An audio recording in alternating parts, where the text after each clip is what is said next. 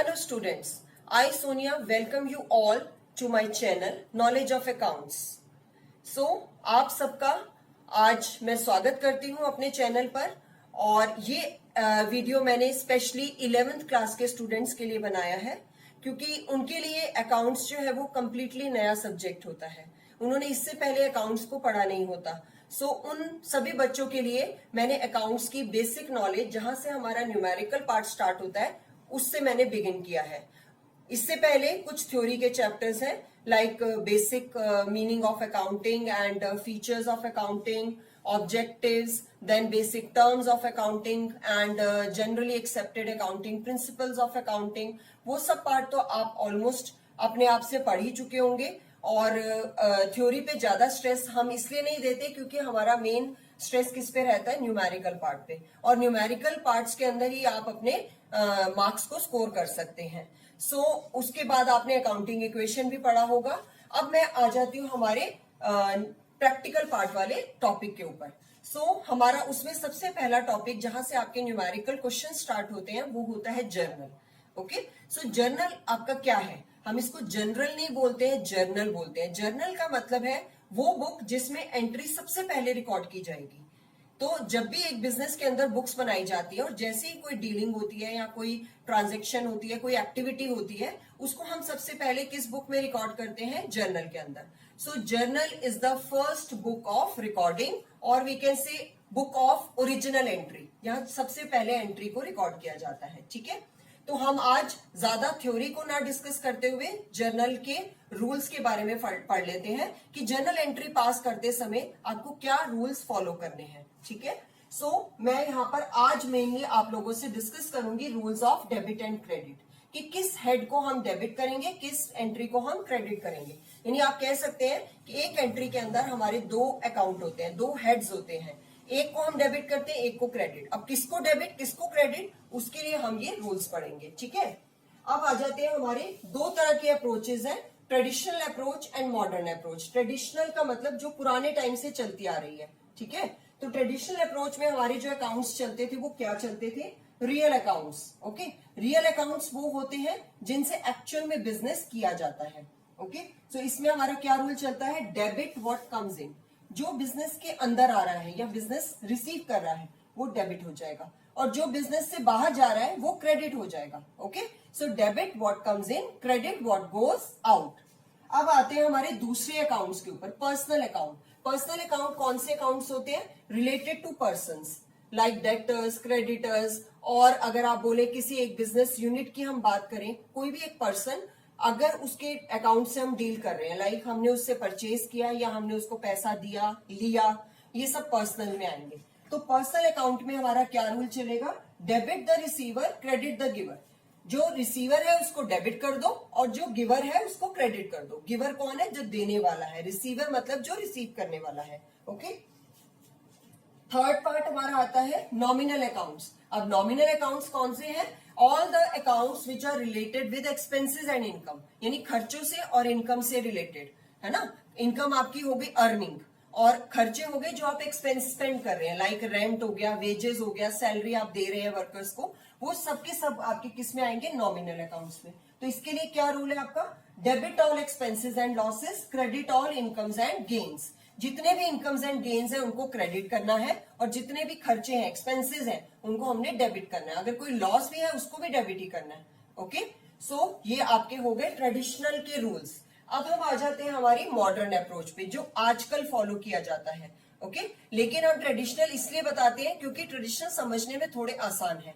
अगर आप इनको रिलेट करके समझेंगे तो आपको मॉडर्न जल्दी समझ में आ जाएंगे। ठीक है, तो इसके लिए ही मैंने दोनों को इकट्ठे समझाने की कोशिश की है। अब आप देखिए, हम आ जाते हैं मॉडर्न अप्रोच के ऊपर। मॉडर्न अप्रोच में अकाउंट्स को हमने 5 कैटेगरीज में डिवाइड किया है। एक है हमारा एसेट अकाउंट, फिर है लाइबिलिटीज अकाउंट, फिर है कैपिटल अकाउंट, फिर रेवेन्यू एंड फिर एक्सपेंसेस। अब इसको हम जल्दी जल्दी से समझ लेते हैं। एसेट अकाउंट क्या है आपका?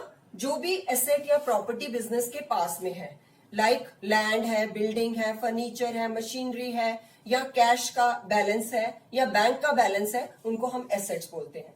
अब अगर एसेट में इंक्रीज हो रहा है यानी एसेट बढ़ रही है तो उसको हम डेबिट कर देंगे। तो इसको आपने कैसे पढ़ना है, debit the increase and credit the decrease, debit the increase credit the decrease. ठीक है, जैसे ही कोई बैलेंस बढ़ेगा यानी एसेट बढ़ेगी तो उसको डेबिट कर देंगे, एसेट कम होगी तो उसको क्रेडिट कर देंगे। अब हम आ जाते हैं लायबिलिटी अकाउंट पे। तो लायबिलिटी के ऊपर आपने क्या लेना है, लायबिलिटी अकाउंट्स के अंदर आपने वो देखना है लाइक जो भी हमारी देनदारियां हैं, डेब्ट्स हैं। ठीक है, अगर हम किसी को पैसा दे रहे हैं बाहर और या हमारा लोन है कोई, ठीक है, बैंक लोन हो गया, क्रेडिटर्स हो गए, या आपने कोई शॉर्ट टर्म लोन लिया हुआ बैंक से, वो सब हमारे लायबिलिटीज में आते हैं। तो लायबिलिटी के अंदर आपने क्या करना है, क्योंकि एसेट और लायबिलिटी दोनों एक दूसरे के उल्टे होते हैं, ऑपोजिट होते हैं, है ना, तो इसमें उल्टा रूल फॉलो करेंगे। इसमें क्या करेंगे आप, debit the decrease and credit the increase. जब इंक्रीज होगा तो क्रेडिट करना है और डिक्रीज होगा तो डेबिट करना है। ओके, तो दोनों ये एक दूसरे के ऑपोजिट हो गए। अब हमारा आता है कैपिटल अकाउंट। अब कैपिटल क्या होता है, जो भी पैसा या जो मनी ओनर इन्वेस्ट करता है बिजनेस चलाने के लिए, स्टार्ट करने के लिए। So capital is the money invested by the owner. अब जो उसने पैसा लगाया है, अगर उसका अकाउंट हमारा कम हो रहा है यानी कैपिटल उसकी कम हो रही है तो हम डेबिट करेंगे, और अगर इंक्रीज हो रही है तो क्रेडिट करेंगे। अब हमने कैपिटल में सेम रूल फॉलो किया लायबिलिटी वाला। तो आप सबको मालूम होगा लायबिलिटी एंड कैपिटल हमेशा एक साथ आते हैं और इन दोनों का टोटल मिला के आपकी एसेट बन जाती है, क्योंकि हमारी अकाउंटिंग इक्वेशन क्या कहती है, asset is equal to liability plus capital. तो दोनों सेम माने जाते हैं। ठीक है, कैपिटल भी लायबिलिटी की तरह ही ट्रीट की जाती है, तो इसमें भी सेम रूल फॉलो होगा जो आपने लायबिलिटी में किया।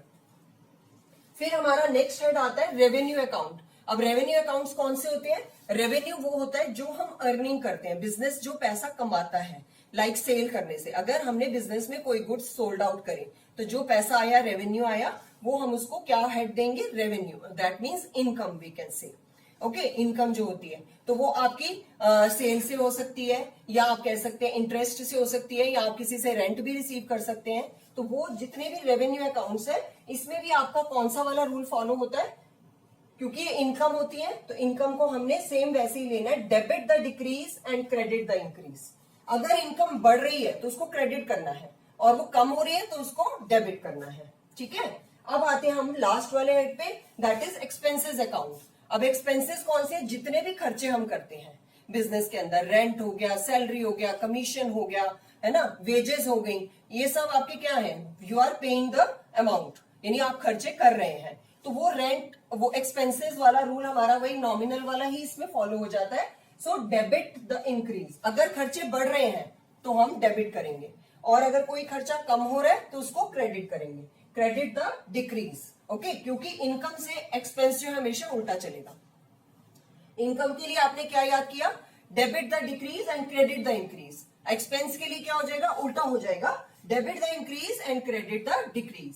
सो इस तरह से मैंने आप लोगों को ट्रेडिशनल और मॉडर्न अप्रोच दोनों के डेबिट एंड क्रेडिट के रूल्स बता दिए हैं, और मुझे लगता है कि आप लोगों को इससे बेनिफिट मिलेगा जनरल एंट्री पास करने में। और फिर भी अगर आपके कोई डाउट्स हो तो आप नीचे कमेंट सेक्शन में जाके मुझसे पूछ सकते हैं। सो होप करती हूँ कि आप इस वीडियो को लाइक करेंगे, और जल्दी ही हम मिलते हैं अपने न्यू वीडियो के अंदर, जिसमें मैं इसके आगे का पार्ट आपको एक्सप्लेन करूंगी।